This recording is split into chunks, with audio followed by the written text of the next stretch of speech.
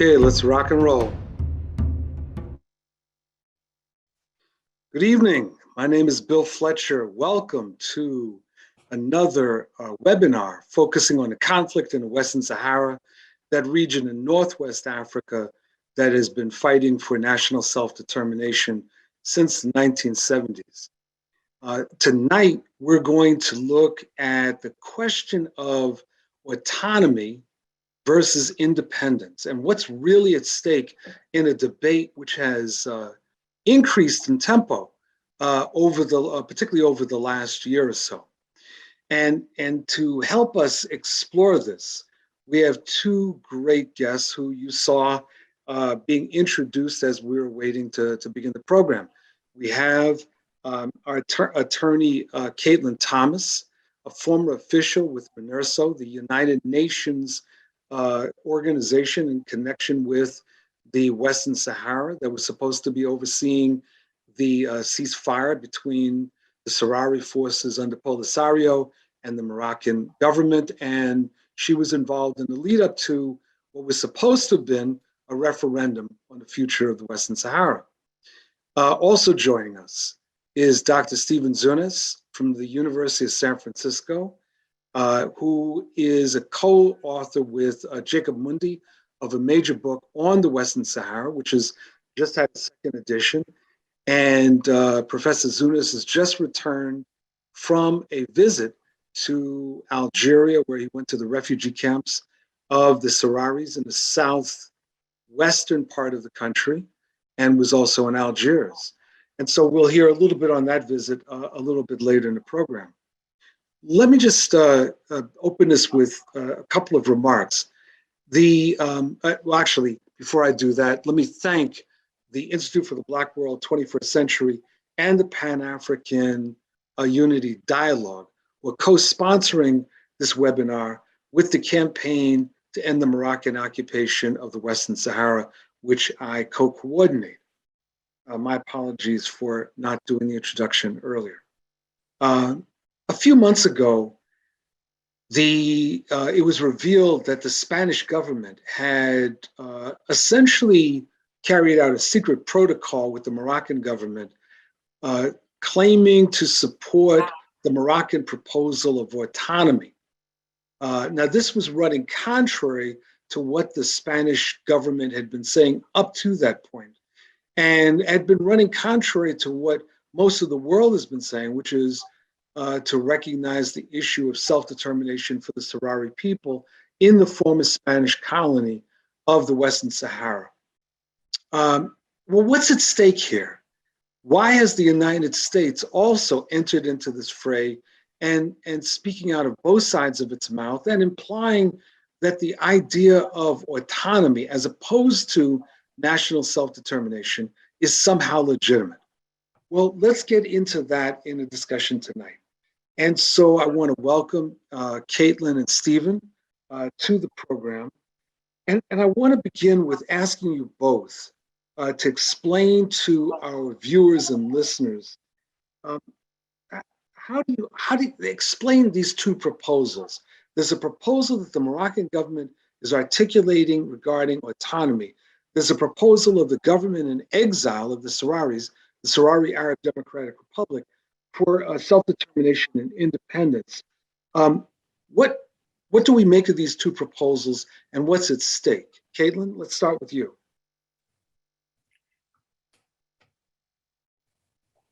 I guess I'm on. You're on. Okay. Well, what's at stake is really control of this territory, which is under the UN still considered a non-self-governing territory or a former colony, in which the inhabitants have the right under law to self-determination. And this struggle has been going on now ever since 1975, when Morocco claimed the territory and invaded it and still occupies it. Now, this is directly contrary to the right of self-determination of the Sahrawi people, who are the indigenous people of Western Sahara.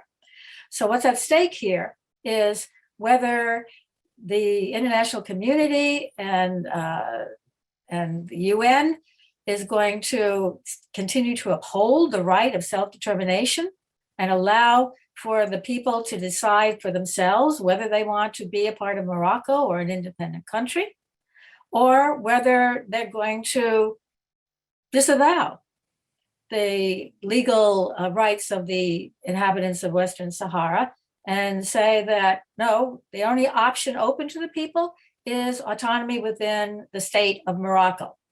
So that's what really is at stake in this. Okay. And I'm going to come back to you in a second about some of the challenges that you see. But Stephen, I want to turn to you. Why isn't autonomy a stepping stone to independence? Isn't that what the Spanish and the United States are implying in their support for autonomy? You're on mute, Stephen. This is hardly, at least in terms of what the Moroccans are proposing, because the proposal in and of itself rules out categorically the option of independence. The Moroccans have said that quite explicitly. And the granting of autonomy starts with the assumption that Western Sahara is already part of Morocco, that it is granting autonomy to a portion of its sovereign territory. But Western Sahara is not the sovereign territory of Morocco. The international community has been very clear. It is a non-self-governing territory. It has not been yet granted the right of self-determination. So it is not part of Morocco, and it's not Morocco's to give autonomy to. And of course this is not something that they sat down with the Polisario leaders, the Sahrawi leaders to sort of figure it out. This is sort of being imposed. This is their what they say this is going to be, and it's quite vague actually. And important matters such as control of Western Sahara's natural resources or law enforcement beyond local jurisdiction remains pretty ambiguous. And the proposal appears to indicate that all powers not specifically vested in the autonomous region remain with the kingdom. And since the king of Morocco is ultimately invested with absolute authority, I mean, under Article 19 of the Moroccan Constitution, this idea, the autonomy proposal's insistence that the Moroccan state will keep its powers in the royal domains, especially with respect to defense, external relations, the constitutional and religious prerogatives of His Majesty the King, that seems to afford the monarch a considerable latitude of interpretation. So again, this falls far short of the international legal definition of autonomy. But even if it's a much better proposal, even if it was much more generous, again, it could not be accepted the way it's by virtue of the fact that it's assuming that Western Sahara is part of Morocco. Now, the people of Western Sahara, in a fair, free, internationally supervised referendum, it's the indigenous population, we're not talking about the colonists, but the indigenous population, vote on a referendum, and they chose autonomy as an option rather than independence. That would be their right to do so. But Morocco is not giving them that option. They're just saying, autonomy or nothing. Mm. And Caitlin, before we started, you indicated that there were several specific points that you wanted to highlight that you thought would help the listeners really get at what's problematic in this autonomy proposal. Could you take us through that? Yes, well, one is the one that Stephen just mentioned, and that's the primary one. And that is that under point 14 of the autonomy proposal, the king would retain all of his prerogatives under the Moroccan Constitution. And under the Moroccan Constitution, he has the right as commander of the faithful for religious reasons to issue what they call dahirs, which are edicts that have to be obeyed and which will overturn or can overturn any decision of any organ of the government, including the courts, the Constitutional Court and the Supreme Court of Morocco, and including the parliament. And that would also include any of the officials of Western Sahara, which means basically that there wouldn't be any autonomy, that the king would still be able to rule Western Sahara in whatever way he wants. In addition to that, there would be a local police force, true, but the Moroccan army would still be able to maintain its installations in the territory because it's charged with maintaining security. A representative of the king would oversee the allocation of resources in the territory, only a portion of which would be allocated to the government of the autonomous region. The rest would be taken over by the Moroccan state. The current stakeholders in the territory would presumably retain their powers. And the current stakeholders in the territory are a number of Moroccan generals and the king. Although there would be local courts, the Moroccan Supreme Court and Constitutional Council, whose members are appointed by the king, would have the final say in any legal matter, overturning any of the local courts in Western Sahara. And of course, the king can overturn even their decisions. Any matter not specifically listed would be decided by the Moroccan government, as Stephen said, and there are inadequate protections of human rights. We don't have time to go into the terrible human rights history of Morocco, even with its own citizens in Morocco proper. But they don't have very many rights under the constitution as it is implemented by Morocco. And the Sahrawis would have no greater rights either. And there's no way of guaranteeing that this autonomy proposal would ever be maintained. Under the proposals that were made by James Baker when he was the representative of the UN Secretary General, he included provisions where any of his plans would be guaranteed by France and the United States.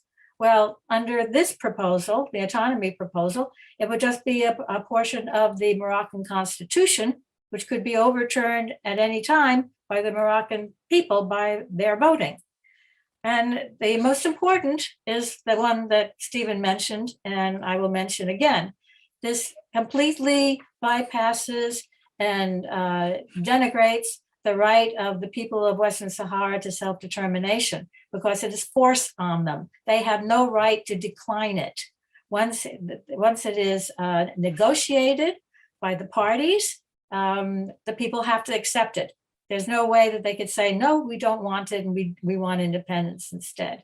So these, I think, are enough reasons why the Moroccan proposals should be discarded. And in my view, it's not only not autonomy, but it pretty much maintains the status quo in the territory, if you look at it seriously. And it's not autonomy at all. One of the things that I've wondered about, which I'd like both of you to comment on, in terms of the actual how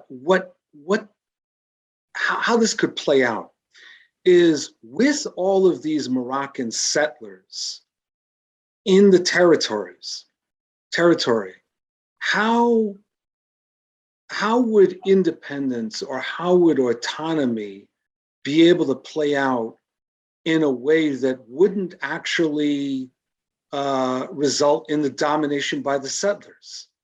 I mean, how do you do this legally, given what the Moroccans have done with settlements?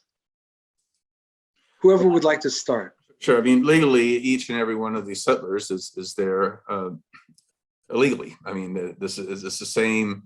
I believe it's Article 40 of the Forced Geneva Convention prohibits any country from moving any part of civilian population onto territory seized by military force. This is why the Israeli settlers, the Israeli settlements are considered illegal under international law.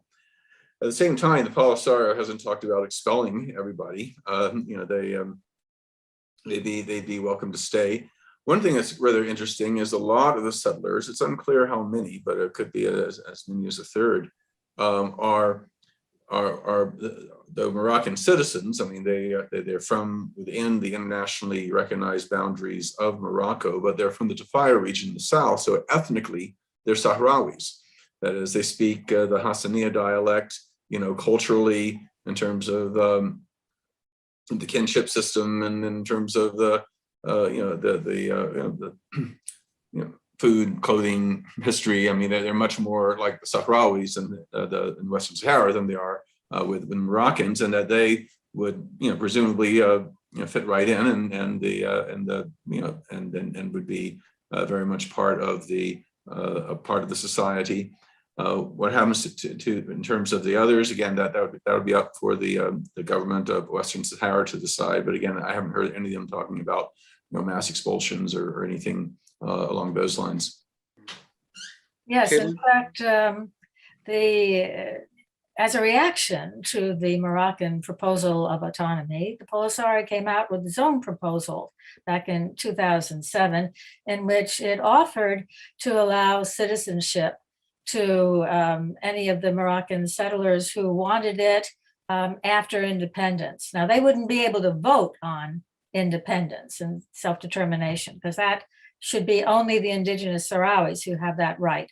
But afterwards, if there were an independent Western Sahara, the Polisario was quite willing to extend an olive branch and say, okay, we will allow you to be citizens if you want to. But in order to talk about the settlers, we have to separate those settlers who were brought in for the purpose of trying to get on the voters' roll, back when MINURSO was trying to put together a list of voters eligible for the referendum when I was in charge of legal affairs for MINURSO. Morocco brought in a large number of people, and they were mostly from the southern part of Morocco, to try to get on the voters list. They weren't eligible according to the criteria that were agreed by Morocco and the Polisario, so they didn't wind up being on the voters list. But a lot of them were ethnic Sahrawis. But since that time, Morocco has offered a lot of incentives for people of any kind to come down to Western Sahara. Generous salaries for working there, etc. So a lot of the newer settlers are not ethnic Sahrawis. So there's a mix, depending upon which groups you're talking about, of settlers. Some are Sahrawis and some are not Sahrawis.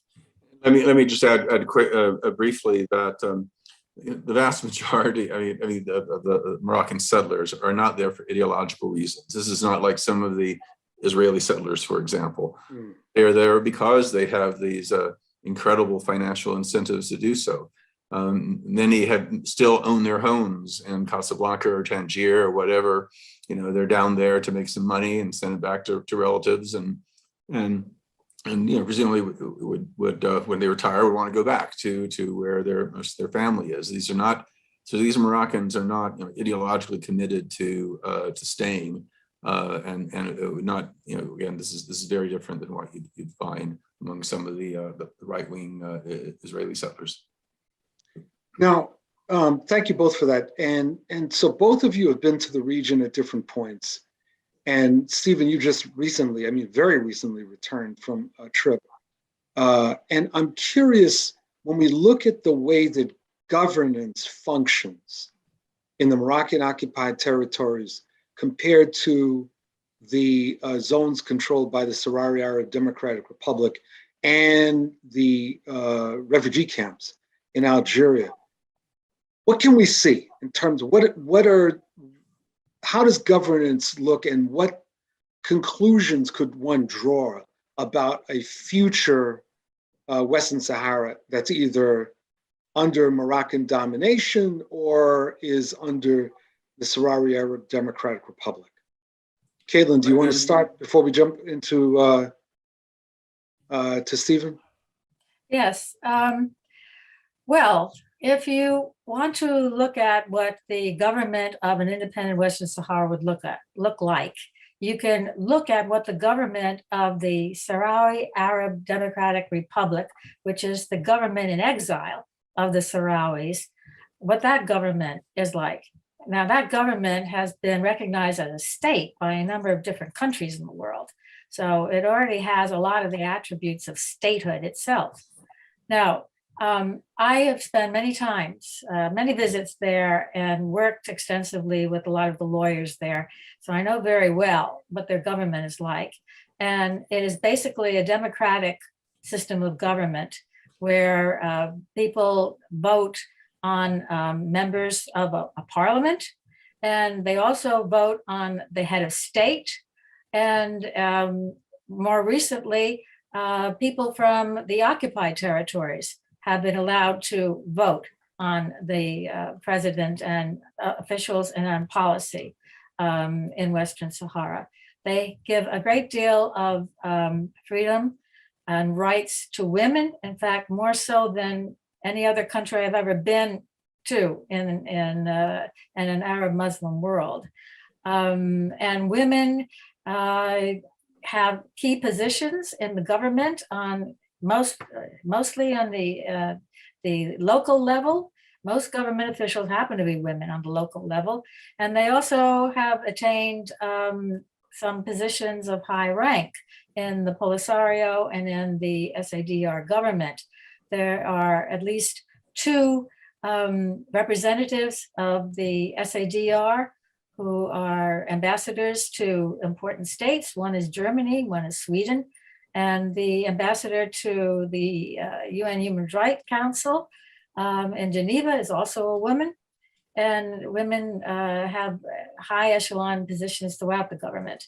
And one of the ways that you can tell how progressive a government is by its treatment of women. It also has a constitution in which they have a Bill of Rights that is based upon our own here in the United States, with freedom of expression, equal rights, equal treatment, due process, everything that we include in our own Bill of Rights, they've got in theirs. And unlike a lot of other countries where it looks good on paper, but you never see it really implemented, they make a real attempt to implement all of these. Thank you. Stephen. I concur. I mean, I've studied national liberation movements around the world, going back to the early 70s. And even national liberation struggles that were for just causes were often, quite frankly, autocratic in their structure. They're based on guerrilla armies, a very strong hierarchy of command and control, charismatic leaders, whatever. This is not the case with the Polisario. I mean, in my most recent visit to the camps, like as previously, I had complete freedom of movement. I could talk to anybody. I did not see any guns inside the camps. I mean, it was, and I met elected officials from the local level to the national level, and who are accountable for people, who are held accountable for, who are, it's, and if you read, Amnesty International, Human Rights Watch, and there are a few concerns, but in general, they give them pretty high marks. This contrasts, of course, with the Moroccan occupied territory. I mean, I've been to 85 countries, including Iraq under Saddam and Indonesia under Suharto, and I've never seen a worse police state than Moroccan occupied Western Sahara. Freedom House and its rankings of 210 countries. When it comes to political rights, Moroccan occupied Western Sahara is 209th. Only Syria is worse. So this is another reason that this autonomy proposal is being greeted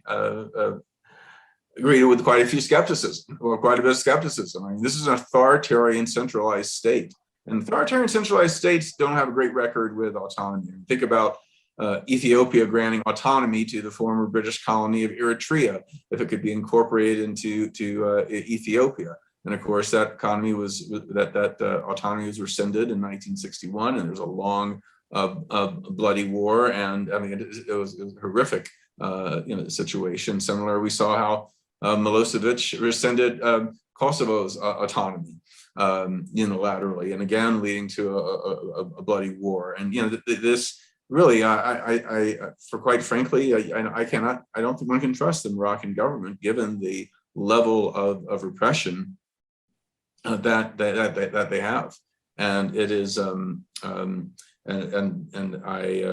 this is very much it's not just an issue of international law. This is a fundamental human rights issue, and I think I think one reason that the Moroccans have been reluctant to have the second Baker Plan and others, which have allowed at some point in the process Moroccan settlers to vote.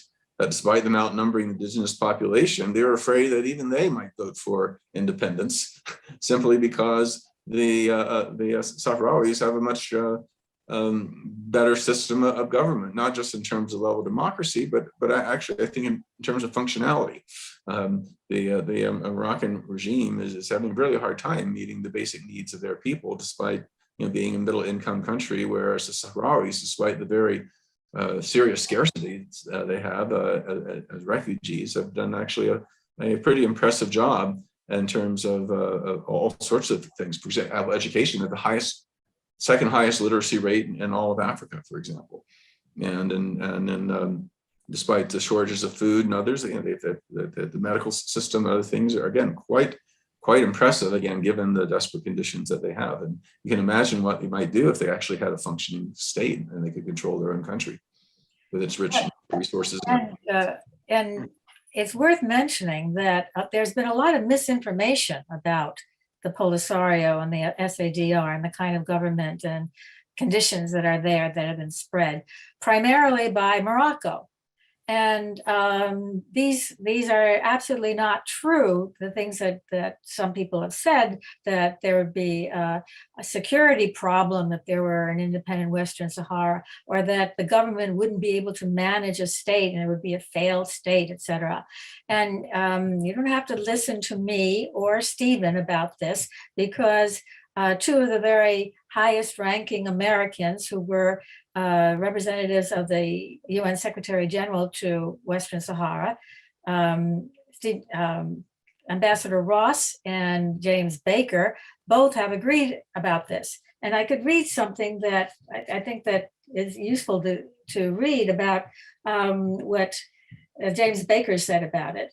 He said that he believed in an independent Sahrawi republic. He said that he had told the Security Council that he believed that a Sahrawi state within the old Spanish colony would be viable and would contribute to the stability of the Maghreb.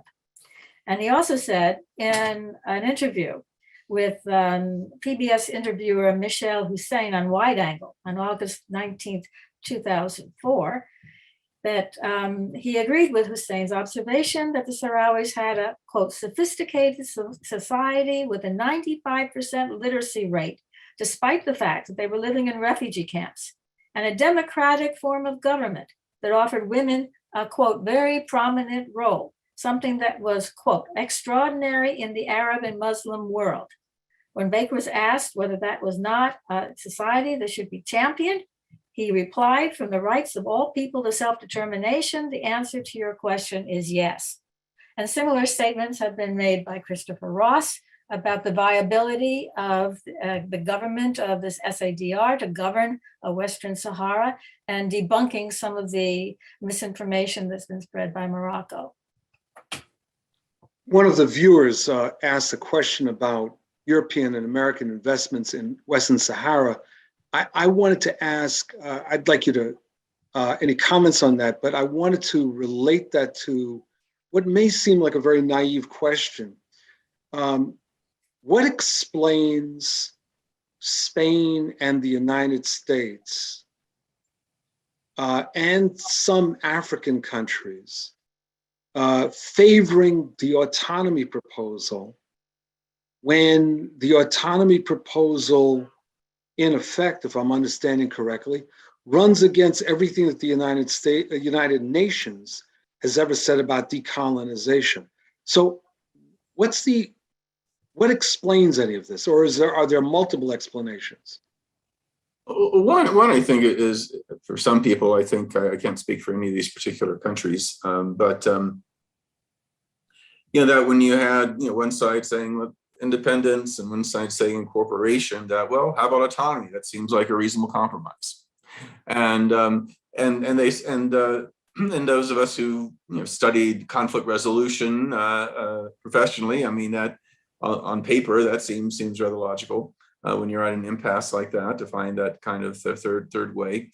But clearly they had not looked at the specific proposal in detail. I mean, I think a lot of people are just sort of, saying autonomy, oh, that sounds good, and don't really look at it and analyze it, and which is why it's important we're having this webinar to make sure people understand that this autonomy proposal is not what it's cracked up to be.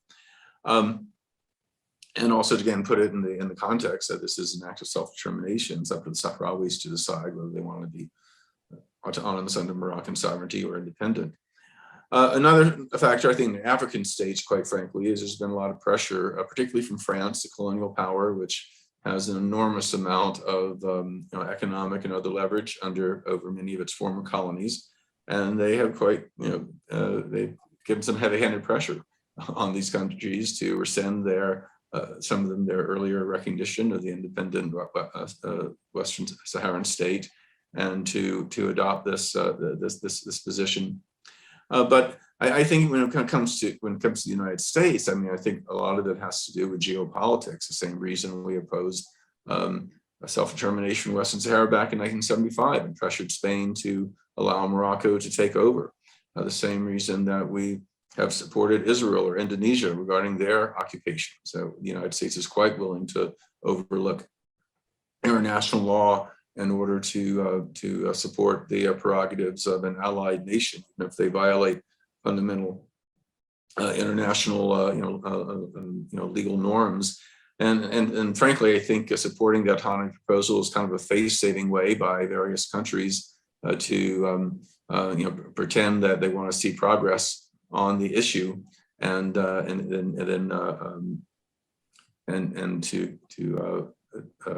as a counter to a lot of the popular pressure they're getting to stop supporting this brutal occupation. Caitlin, do you want to add to that? Yeah, I can't add very much. I agree with what Stephen has said in his analysis. I was struck when I was with MNURSO by the fact that the United States seemed to be so reluctant to have a referendum by which the people could choose the possibility of independence. And in fact, our government basically lobbied to have Morocco submit an autonomy proposal, even while MNURSO was trying to put together a list of voters to vote in the referendum. This desire to buttress Morocco at the expense of adherence to the international law principles that we say we adhere to, that we say we believe in, has always mystified me. I couldn't really understand it. But for some reason, the United States government believes that Morocco is essential for its security. It occupies a vital place in Africa. Especially our military has had strong alliances with Morocco, and they just, I think, are suspicious about any liberation movement that might overturn or topple a government that is considered friendly to the United States, because they don't know what the future might bring with that government, and they know what the existing government would be. So I think that it's basically a fear of the unknown. And the United States has had this problem now for a long time. During the entire Cold War, the United States policy was antagonistic to liberation movements, regardless of whether they were really communist or aligned with Soviet Union or not. In the Polisario case, the Polisario is one of the few liberation movements of the 60s and 70s that never received or asked for support from the Soviet Union, and has never, even though it's been accused of being communist, it has socialist tendencies. It admires the socialism practiced in states like Sweden. It was never communist. It never was against private ownership of property. It was never against democratic elections of officials. It was never that kind of a government. And yet the United States was hesitant to support it. And the United States considered most of these liberation movements to be terrorist organizations. And to cite the folly of this, the United States considered the ANC, that was established by Nelson Mandela down in South Africa to fight apartheid, as a terrorist organization. And Nelson Mandela himself was put on a list of terrorists until 2008. So the United States has had a history of going the wrong way and making the wrong choices about some of these movements and some of these people who just want the same liberty that we fought for back in 1776. And again, I want to emphasize that the Polisario has never engaged in terrorism. They've always recognized Morocco's right to exist and to honor its national security concerns and things like that. So the excuses that we've used vis-a-vis the Palestinians or various other groups don't even apply to Western Sahara. It is a shame that the fact that the Polisario has essentially done what you would think the United States would want an independent Arab country to have, that is, not engage in terrorism, a rather liberal interpretation of Islam that doesn't pose there are some kind of reactionary edicts on people, rights for women, democratic structure. This is sort of the Arab state we sort of want, but instead we are supporting this reactionary monarchy and maintaining this brutal occupation. And somehow think that they can supervise an autonomy for these people. So let's take a different take on this autonomy issue for a second.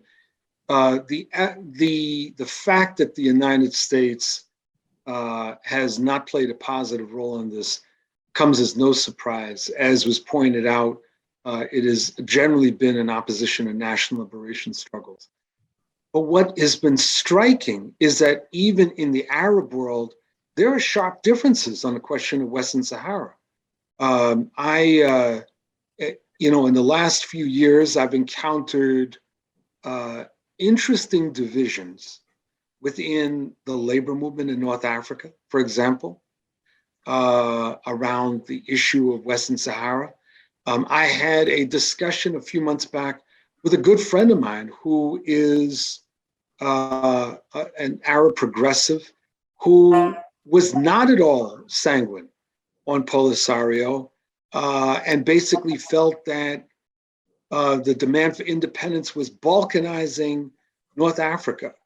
And I'm just curious how the two of you look at that sort of opposition to independence and that sort of orientation towards more of an autonomy within Morocco.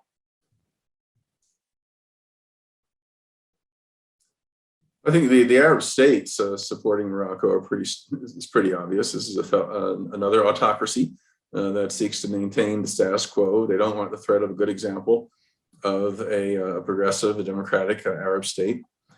And Morocco has traditionally had an outsized diplomatic role in the greater Middle East and has won a lot of friends. And has some leverage in any number of ways. I think part of the problem is just the Maghreb itself is often off the radar. I mean, a lot of people focusing on the Middle East ignore it, including people in the Middle East, and they're not even aware of some of the basics about the history, the demographics, and that sort of thing.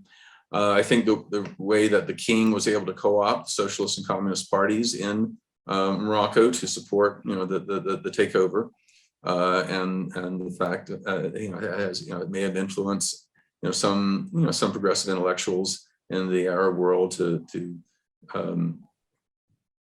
see this as further divisions. But of course, people didn't like Saddam, invading Kuwait in the name of Pan-Arabism. I mean that obviously that even if one does take the Pan-Arab dream in the long term, it's not something that should be enforced, militarily by one country going and gobbling up another. Mm-hmm. Caitlin, would you like to add to that? Well, I just want to note that you can expect that the monarchies of the Persian Gulf states are going to be supporting Morocco. They don't want to see another king destabilized in the Arab world. And yes, there are a number of Arab leaders and philosophers who want to see, a unified Arab world, whatever that means. And they don't like the fact that there is this dispute between Morocco and the Polisario. They wish it would just go away because it leads to discord among the Arab states.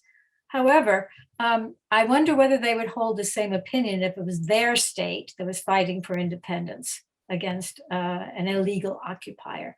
I have a tendency their opinion would not be the same. Mm. So let's assume that that the Western Sahara does achieve independence for a moment. What would you both expect or anticipate to be some of the challenges that an independent Sahrawi Arab Democratic Republic would quickly encounter? Well, the first major challenge will be what its relationship with Morocco is going to be. Because, if this is done in a way that is antagonistic towards Morocco, they're going to have an enemy at their gates, so to speak. And unfortunately, I cannot foresee a situation in which Morocco is going to, out of the goodness of its heart, decide, oh, well, we were wrong all these years. And we really think that Western Sahara should be independent and we welcome you as a neighbor. So that's going to be one of the major problems. And I don't think they're going to have very many problems integrating themselves into the international community. They've already done a lot of that as their government in exile. But I think that Morocco and their relations with Morocco will be something that will have to be worked out. I agree. That's certainly the main challenge.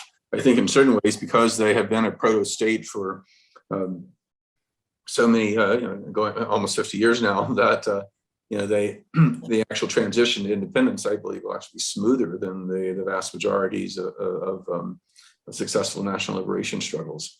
They clearly have the support of the vast majority of the population, and they have experienced governments. They already have these ministries, things like that. They would presumably have elections fairly soon, and I think things could move ahead. But again, the question is how might the Moroccans handle it? While the Polisario grew out of a lot of these socialist revolutions that were sweeping Africa in the 1970s, they say they're quite open to foreign investment. In fact, they've already signed some preliminary contracts with for various companies for oil exploration and other things. So they I think they will be quite eager and willing and capable of integrating into the international community, both diplomatically and economically. So to both of you, but I want to start with you, Caitlin, particularly because of your experience with the United Nations. I keep wondering about the role of the African Union in addressing this issue of autonomy versus independence. The Sahrawi Arab Democratic Republic, as you know, was a co-founder of the African Union. The SADR and Morocco are both member states of the African Union. I can't figure out for the life of me what the African Union is doing, one way or the other, to address this ongoing conflict. What are they doing and what should they be doing? And this is to both of you, but I'd like to start with you, Caitlin. Well, the push for a referendum of self-determination was really on the part of the African Union before it was on the part of the United Nations. And the United Nations plan that was agreed by the parties back in 1991 actually sprung from the plan of the African Union. So the African Union was for a long time at the forefront of the rights for the Sahrawis for self-determination. And of course, there was a huge battle in the African Union just before the Sahrawi Arab Democratic Republic was admitted as a member, and it led to the walkout of Morocco from the organization, and they didn't come back until a couple of years ago. So the African Union was really very pro-Sahrawi for a large number of years, and still is in certain ways. They still have maintained a position that that Morocco is an occupier in Western Sahara, and that there should be a referendum for self-determination for the people of Western Sahara, et cetera, et cetera. My understanding, though, and I haven't dealt that much with the African Union since I left MINURSO.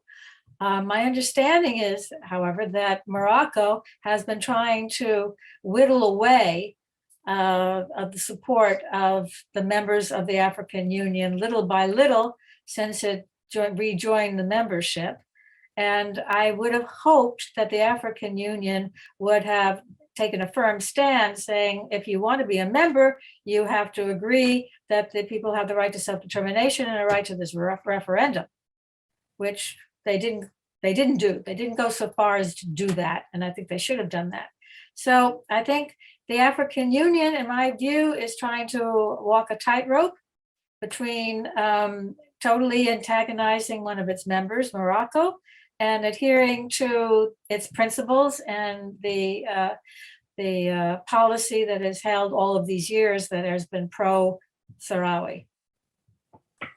Stephen, do you want to? The main thing I'd add is that the African Union does see Western Sahara as Africa's last colony, unless you want to include David Garcia. But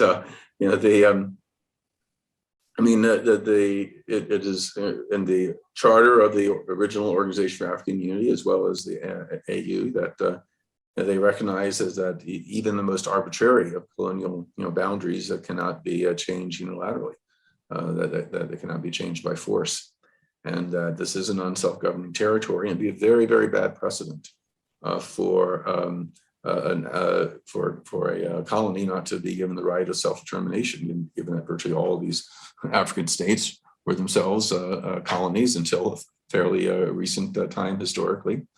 Also, a very dangerous precedent for countries expanding their territories by force. I mean, when we think of situations around Nigeria and Cameroon, on Somalia and the Ogaden region of Ethiopia, we're thinking of there are any number of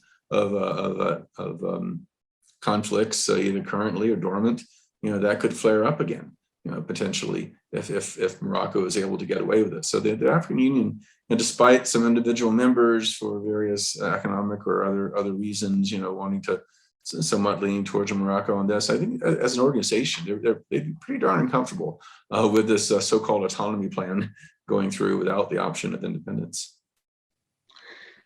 We just have a few more minutes, and I wanted to shift this. I really appreciate this discussion.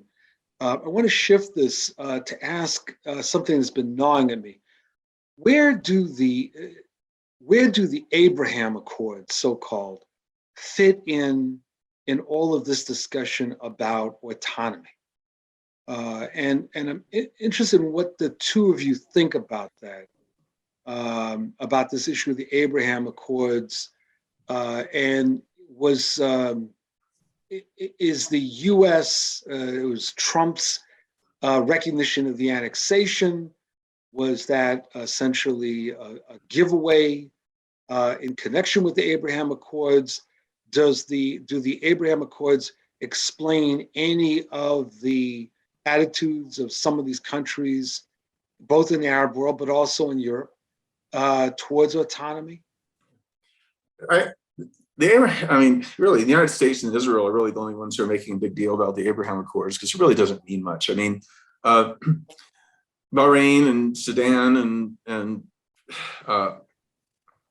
United Arab Emirates, they've never been at war with Israel. I mean, that's called a peace plan. The Emirates, Bahrain, UAE are small autocratic monarchies. They did in return for a big arms deal for Trump. Sudan agreed only on the grounds that, that Trump would lift them from the state sponsors of terrorism, and then they were desperate for it economically, and even Sudan was actually short of full recognition. And Morocco is clearly a quid pro quo, in return for Trump recognizing their illegal annexation of Western Sahara. And that led Trump to be the first US president to say that the autonomy agreement is the only way forward. Other presidents, including Biden, have just said it is it's an option. It is one way one option to consider, basically, is what the US position had been. But I think the Abraham Accords is just something that the Trump people wanted to do to make it look like they're going through Middle East peace without even addressing the Palestinian question, which of course is the core to the conflict with Israel and its Arab neighbors, so I don't think it hardened the position of the United States under Trump. And it was what led to the recognition of the annexation. But I don't think it's as a factor really for Spain or for these other countries, because I think, frankly, most European countries, look at the situation. They say, these far Arab monarchies, which are thousands of miles away from Israel, recognizing it, that's not what we need for peace in the Middle East. We need to address the Palestinian question. So again, I don't think many countries take it seriously, really. Well, I just like to mention that people may not know this, but there have been warm relations between Morocco and Israel for years. In fact, rumor has it, and I think it's very probably correct rumor, that the Israelis helped Morocco build the berm, the wall that separates their occupied part of the territory from the Polisario's occupied portion of the territory. Moroccan had a huge Jewish population for many years, and still does. And there were no hostilities really between Morocco and Israel that were affected by the fact that Morocco recognized the existence of Israel. The only practical consequence of it probably is that there will be increased tourism between the two countries. That's it, nothing more. And if I could just add, I think the other thing is it has kind of put Biden into a jam, because if he rescinds the Trump's recognition, as bipartisan members of Congress and allied nations and others have been encouraging to do, Israel would probably rescind, or would probably rescind its recognition of Israel, and then people would blame Biden for, destroying the possibilities of Middle East peace and this kind of thing. Indeed, whenever I've raised concern about it, I'm starting being anti-Israel and anti-Semitic because you want to abolish the Abraham Accords and that kind of thing. And it was I think, largely a political wedge, just to make it more difficult, for people like us to challenge the autonomy plan and push for the right of self-determination for the people of Western Sahara. Well, listen, I want to thank you both for a really excellent exploration of this issue. Caitlin Thomas, attorney, former official with MINURSO, Stephen Zunes, a professor, University of San Francisco. I want to thank you both very much. And I want to thank you, the viewers and listeners of the program. For more information on the Western Sahara, please look at our website, freewesternsahara.org. That is the website of the campaign to end the Moroccan occupation of the Western Sahara. And I again want to thank the Institute for the Black World 21st Century and the Pan-African Unity Dialogue, without whom this would not have been possible. We've been cooperating, our three organizations have been cooperating to now have sponsored, this is, I believe, our fourth webinar as part of an ongoing educational series on the conflict in the Western Sahara. It's really important that we get the word out. I'm hoping that when we have downloaded this interview, there'll be a link that you can look, you can access and circulate because in the United States, the level of awareness on the Western Saharan conflict is minimal. When you mention Western Sahara, many people think that you're simply talking about a part of the Sahara Desert and have no idea of the conflict or no idea of the potential ramifications for a regional conflagration if the conflict is not resolved democratically and justly. And it's with that in mind that we have tonight's program and past programs, which I encourage you to access. And we look forward to future programs. So I want to thank you all very much for joining us. And again, my thanks to Caitlin and Stephen for an excellent exploration of this complicated issue. Thank you very much and good night to everyone. Thank you. Thank you.